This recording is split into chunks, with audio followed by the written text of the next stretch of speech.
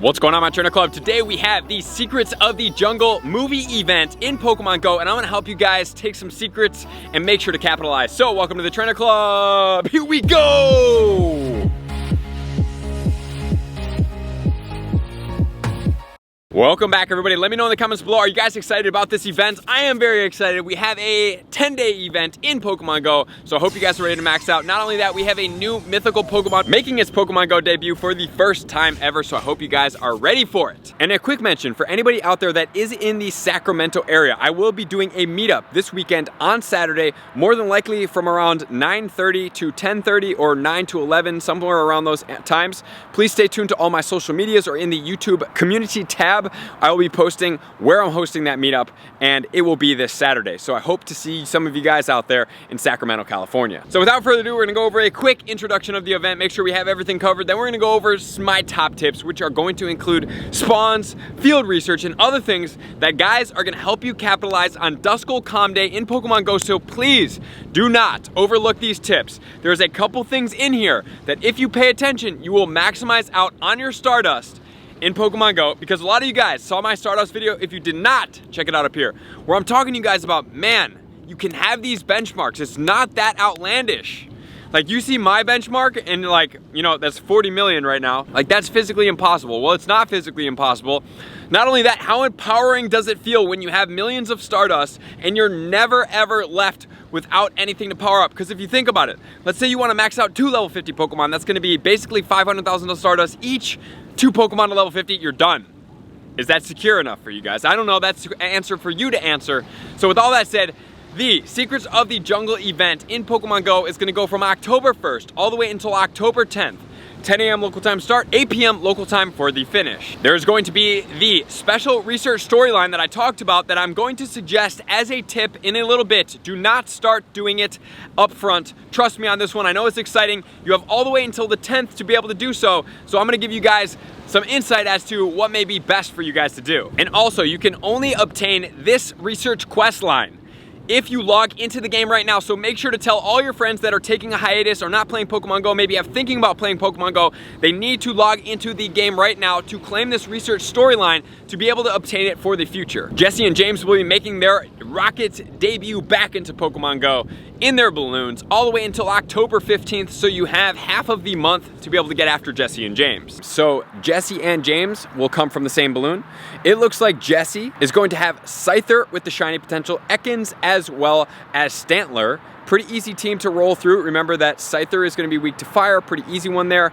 We can also use the fire in with the Ekans, and then finally we have Stantler that is going to be weak to a fighting type Pokemon. And then we have the Pinsir, the Coughing, and the Grimer with the shiny potential on the Pinsir. So there's 2 epic shinies in here, because for me, shiny Scissor is really good looking.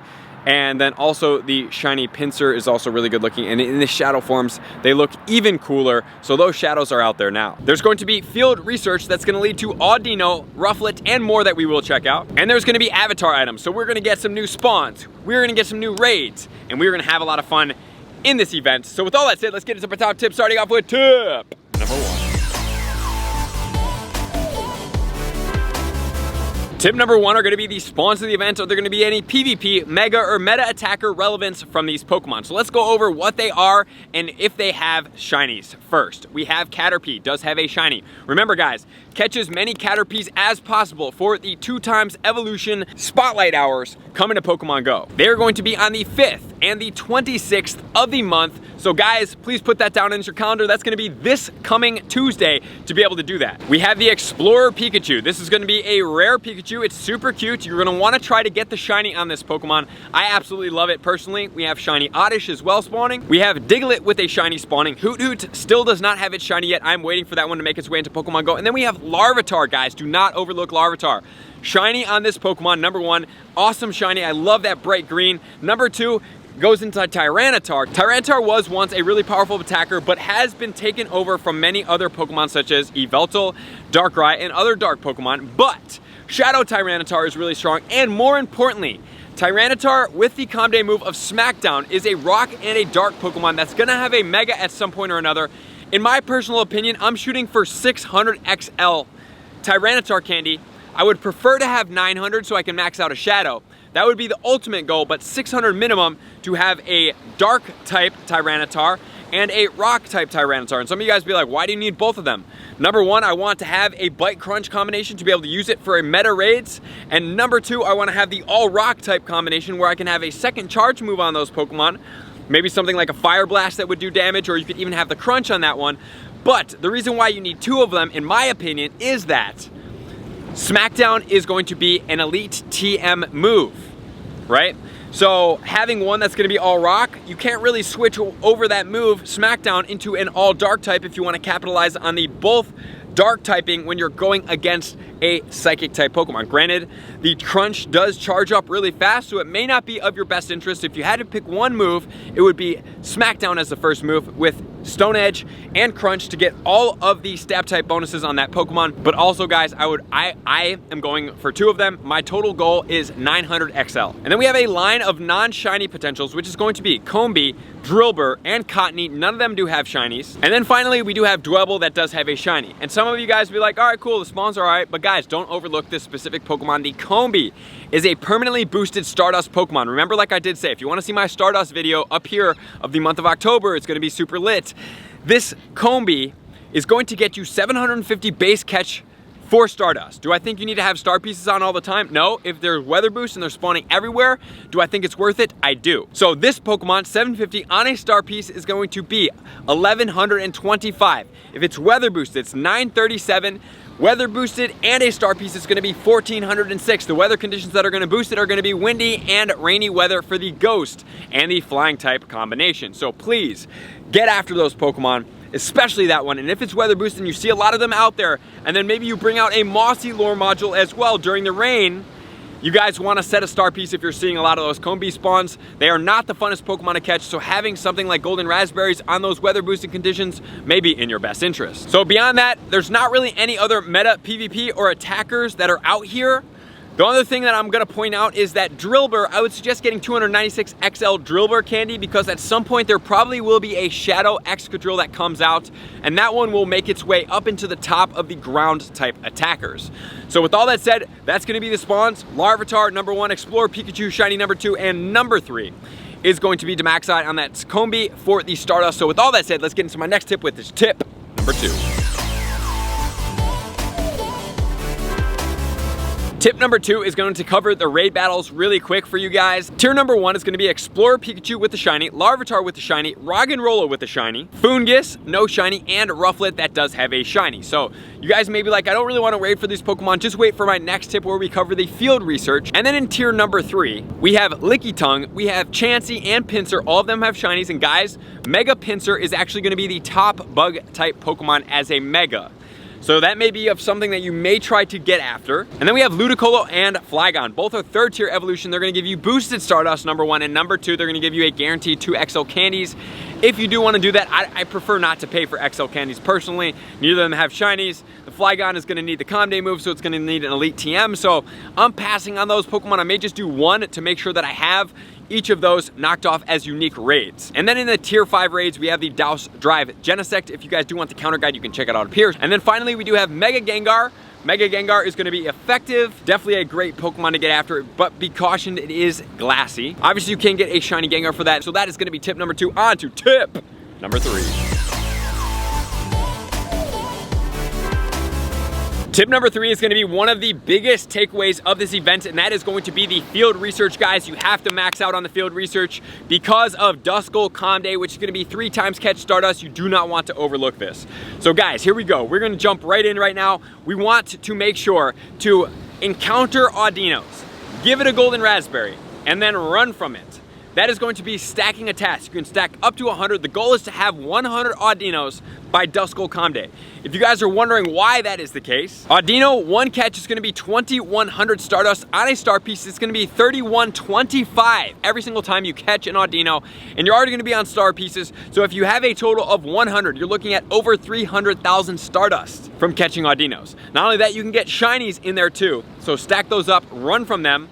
Give them a berry, you don't have to, but it makes them easier to catch. It makes it more efficient on Duskull Day. Give it the berry, run from it, it will stack in the tasks, but the oldest is gonna be up front, and the newer ones are gonna stack behind that, right? So just be cautious of that. So let's check out all the field research tasks. We have encounter 10 different species of Pokemon, which is going to be a Rufflet encounter. 100% IV on this one is going to be 639. And so Rufflet also has another task, which is going to be defeat 5 Team Go Rocket Grunts for that Rufflet encounter as well. And then make 5 curveball throws, can either be a Pidove or a Diglett. Both of those do have shinies. We have the Holy Grail of tasks, which is going to be hatch 2 eggs for an Audino encounter. 100% IV is going to be 721. That's not really important, but it kind of is important. There's going to be a Mega Audino at some point or another, so trying to get a good one is going to be effective. Not only that, what I would suggest you guys do for this task is get into your local group if you're not already a part of it, and make sure to post where this task is at all times. Every single time you encounter it over the entire span of the event, you have all the way until the 9th to be able to get as many Audinos as possible. And just remember, guys, that the Audino does have a shiny from GoFest, so that is an extra plus right there. If you get a shiny, guys, are you gonna stack it and get the Stardust from it, or are you gonna catch it right away? Drop in the comments and let me know. And then we have take a snapshot of your buddy that can give you either 2 Pineapple Berries, which would be effective if you're trying to save up towards Duskull Day, but I would also say to use those Pineapple Berries as much as possible on the Larvitar or 4 Raspberries. And then we have use 5 berries to help catch Pokemon, which can give you either an Execute or a Dwebble. Both of them have shinies, so that one's a really easy one to be able to complete. So obviously, Rufflet is a great one. It's rare. It gets you around having to do 1-star raids for them. And then number 2, we have the Audino, which is the best task that pretty much will ever come out in Pokemon Go. Do not overlook this. So with all that said, guys, let's get into my next tip, starting off with tip number 4. Tip number 4 is going to be the Zarude research quest line. So here is the one thing. Halfway through this, guys, you're going to start seeing some Pokemon such as Vileplume start popping up in there as an encounter. So what I would suggest doing is getting all the way up. I will tell you where to stop. Unless you have to do it, you're like, I need to do it, I gotta do it, I can't wait, then that's fine. But to get extra Stardust and be patient, I think it's gonna be worth your time. Even if it's just 1 catch, guys, to me, that's worth it. On Duskull, 3 times catch Stardust, and then on a star piece on top of that, I think it's totally worth it. So we have catch 7 different species of Pokemon for a Sunstone. Then we have catch 7 Pokemon for a Diglett encounter. Take 3 snapshots of ground type Pokemon, 15 Pokeballs, 250 Stardust, 10 Nanap Berries, and a Drillbur encounter. Then in stage number 2, we have make 5 great throws in a row for a Pineapple Berry, catch 10 Bug-type Pokemon for a Dwebble encounter, and take 3 snapshots of wild Bug-type Pokemon for 10 Pokeballs for the rewards of 250 Stardust, 10 Raspberries, and a Combee encounter. So this Combee encounter could be the place that you guys stop right now.